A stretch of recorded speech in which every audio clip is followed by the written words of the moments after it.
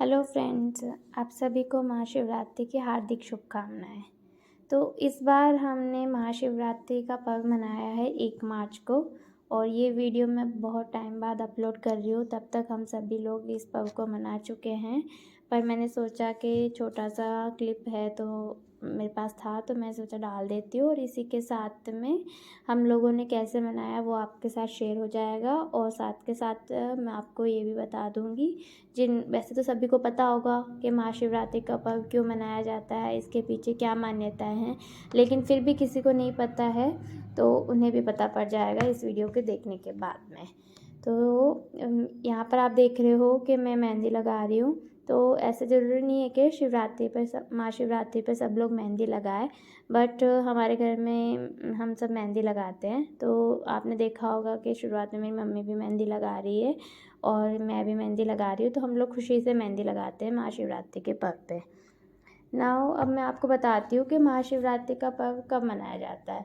तो वैसे तो हर माह की कृष्ण पक्ष की चतुर्दशी को हम शिवरात्रि मनाते हैं, लेकिन जो फागुन माह के कृष्ण पक्ष की चतुर्दशी को जो त्यौहार मनाते हैं उसे हम महाशिवरात्रि कहते हैं। आइए अब हम जानते हैं कि हम महाशिवरात्रि का पर्व क्यों मनाते हैं।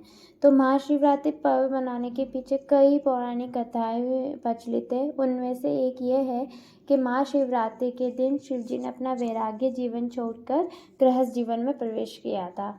ऐसा माना जाता है कि इस दिन शिव जी और माता पार्वती का विवाह संपन्न हुआ था, तो इसी कारण हम महाशिवरात्रि का पर्व मनाते हैं।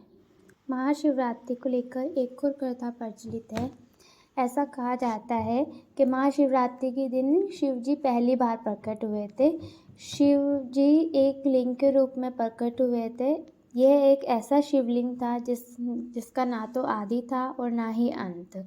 तो ऐसा बताया जाता है या ऐसी कहानियाँ हैं कि इसका पता लगाने के लिए स्वयं ब्रह्मा जी ने हंस का रूप धारण किया था और शिवलिंग के सबसे ऊपरी भाग को देखने की कोशिश कर रहे थे, और वर्षों तक उन्होंने ऊपरी भाग को तलाशने की कोशिश करी, बट वो सफल नहीं हो पाए।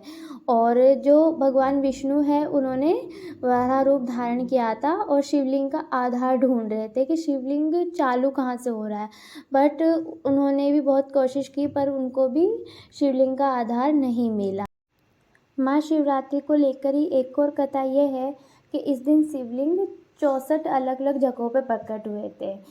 तो हमें सिर्फ केवल 12 लिंगों के बारे में ही पता है, जिसे हम 12 ज्योतिर्लिंग के नाम से जानते हैं, जो कि देश में विभिन्न स्थानों पर स्थित है। सोमनाथ ज्योतिर्लिंग, महाकालेश्वर ज्योतिर्लिंग उज्जैन में, सोमनाथ ज्योतिर्लिंग गुजरात में, केदारनाथ ज्योतिर्लिंग। तो ऐसे ही हमारे 12 ज्योतिर्लिंग है। और एक ऐसी प्रथा भी है कि जो महाशिवरात्रि पर महाकालेश्वर मंदिर है उज्जैन में, वहाँ पर लोग दीप स्तंभ लगाते हैं। तो दीप स्तंभ लगाने के पीछे उनका यह विश्वास होता है कि वे शिव जी के जो अग्नि वाले अनंत लिंग का अनुभव कर सके। और वैसे ही अलग अलग ज्योतिर्लिंग पर अलग अलग कथाएं भी है शिवरात्रि को लेकर। तो बात वही है कि महाशिवरात्रि जैसे शिव का कोई अंत नहीं है, वैसे ही उनसे लेकर कथाओं का भी कोई अंत नहीं है। मान्यताएं अनेक अनेक प्रकार की हैं। उनमें से जो सबसे ज़्यादा प्रचलित मान्यता है, जो शिव पुराण में भी वर्णित है, वो मैंने आपको बताई है। महाशिवरात्रि पर शिव जी की आराधना और पूजा कैसे करें। तो ऐसे आप सभी जानते हैं शिव जी का एक नाम है भोले बाबा। तो वो बहुत ही भोले हैं और अपने भक्तों पर ऐसे ही प्रसन्न हो जाते हैं। उन्हें प्रसन्न करने के लिए आपके मन में सच्ची श्रद्धा होनी चाहिए, उसके अलावा उन्हें कुछ नहीं चाहिए होता है। तो सबसे पहले शिवलिंग को हम पवित्र जल या दूध से स्नान कराते हैं। उसके बाद में शिवलिंग के ऊपर सिंदूर लगाते हैं और उसके बाद शिवलिंग पर फल फूल चढ़ाए जाते हैं। तो बेल पत्र शिव जी को बहुत ही प्रिय है, तो बेल और धतूरा हम उनकी पूजा करते समय उनको चढ़ाते ही हैं, उससे वो बहुत प्रसन्न होते हैं।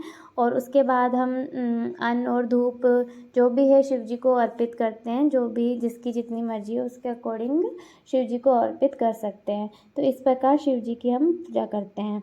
तो यहाँ पर आप देख रहे हो हम लोग मंदिर में जाके पहले पूजा करके आ गए थे। उसके बाद हमारे घर में एक छोटा सा शिवलिंग भी है जिस पर हम रोज़ पानी चढ़ाते हैं, तो उसकी हम पूजा कर रहे हैं। और यहाँ पर हमारे विकास भाई साहब ये शिवलिंग पर दूध चढ़ा रहे हैं और उसकी पूजा कर रहे हैं। तो कुछ इस तरह से हमने महाशिवरात्रि का पर्व मनाया।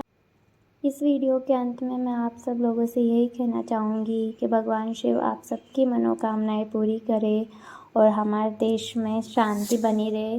देश ही नहीं, विदेश में भी शांति बनी रहे और सब लोग सच्चे मन से उनकी आराधना करें। ओम नमः शिवाय। हर हर महादेव।